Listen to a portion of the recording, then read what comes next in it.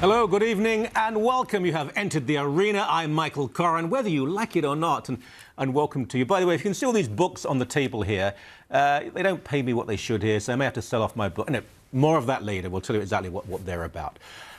Great show coming up. Before we get going, not the usual monologue. We were on the telly. We were on TV, Sun News. This hour has 22 minutes, which is a CBC comedy show. Almost an oxymoron there, CBC and comedy. Have you seen Little Mosque on the Prairie? But this show is occasionally funny. Frankly, I find a lot of newfies shouting. That's not always amusing. However, they can be funny. They mocked, they satirized. They have a right to. I'd rather they did it on their own dime and not public money. But let's have a look at what they said about us. Welcome to Sun News Network, the Fox News of the North, home of real news spoken by fake blondes. Bad news, people. Toronto is not closing any libraries this year, in spite of the fact that they outnumber Tim Hortons coffee shops. Joining me is donut hater Margaret Atwood, who is leading the campaign to, is this correct, save libraries? Libraries, yes. We need to preserve our cultural capital. And that's not just some handmaid's tale. Mrs. Atwood, according to the statement that I'm making up, libraries waste more money than the CBC and cigarettes combined. How would that even work? Exactly. Libraries can't work if they waste that much money. Libraries are vital, and as an author who's written over 30 books... Oh, hang on. How could you write more books than a person could possibly read? Lady, you are an ignoramus. I don't know Latin, so your compliments won't sway me. Mrs. Atwood, don't libraries cause cancer? Of course not. Oh, I didn't realize that you were a medical doctor. Are you a medical doctor? No, I'm not. So you can't deny that libraries cause cancer? Libraries. Excuse me?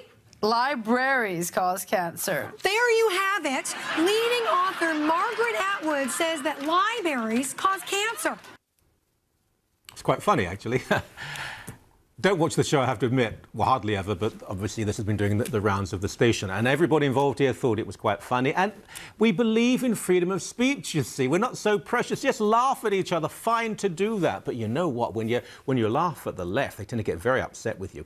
However, the actress, talented, who did this impersonation, was it me? Not sure who it was. But anyway, something we have to say about her. Television comedian Jerry Hall. This is I'm reading here from a newspaper account from a few years ago. Jerry Hall attempt to mock Ontario Premier Dawn McGuinty at the provincial legislature fell flat when she interrupted him fielding reporters' questions about job layoffs, okay? In character as single female voter from the CBC show This Hour Has 22 Minutes, Hall was attempting to poke fun at McGuinty's new rule requiring reporters to stand 5 feet back when they questioned him. But there were few laughs as Hall vainly attempted to get McGuinty to hug one of the reporters after she walked into the middle of questions on US Steel's decision to shut down the former Stelco mills in Ontario.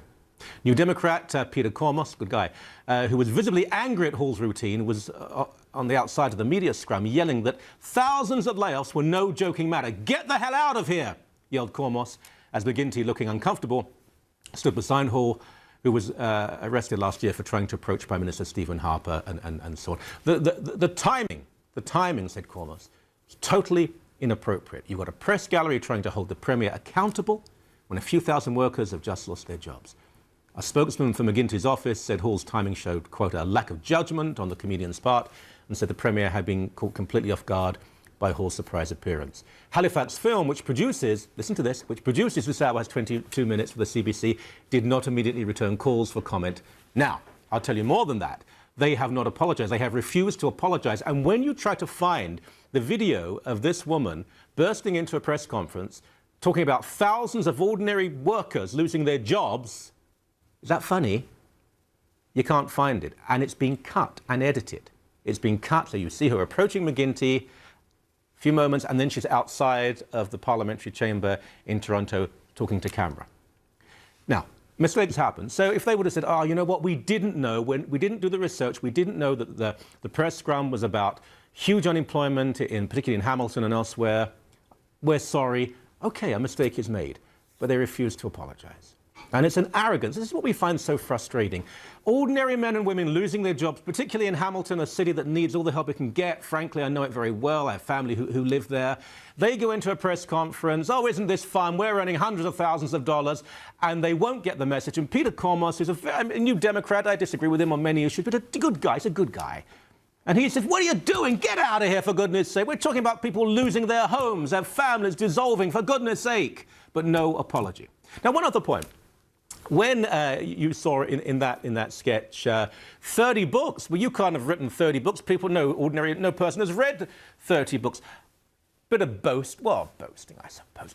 Here are some of the books that I've written over the years. Now, I've written about 13 or 14 books, and we have them here. Literary biographies of G.K. Chesterton, Hilaire Belloc, Arthur Conan Doyle, H.G. Wells, C.S. Lewis, J.R. Tolkien, books of theology, histories of theatres, various translations, German, French, Japanese, Swedish, Turkish, Greek, Norwegian, loads of languages, none of which I can read very well. But anyway, I've written quite a lot of books, and I've been in many anthologies and so on. We have Ezra Levant working at Sun News. He's written several books, bestseller. This one here, by the way, Why Catholics Are Right. Why Catholics Are Right, McClelland and Stewart. It's very good, Amazon.ca. That was on the bestseller list for 3 months. We're bright, intelligent, inquiring people, as I'm sure many of you are at the CBC. OK, not the ones I've met, but I'm sure many of you are. Can't we have a debate and a discussion? Why is it if people are more conservative, they're stupid, they don't read, they don't write, they don't understand? It's this elitism, this arrogance that really I find very depressing. It destroys the whole conversation. It rapes the narrative, doesn't it? You can't talk about issues. One view is acceptable, everything else, you must be dumb. No, we encourage here people who have a strong faith, maybe they're Christian, if they're conservative, bring them in to the body politic. Now, if you want to laugh at people, there's a lot to laugh about. But let everybody laugh, let everybody speak, let everybody listen. We, of course, do it on private money. You do it on taxpayers' dollars, including those poor people in Hamilton, steel workers who lost their jobs, to whom you still refuse to apologize.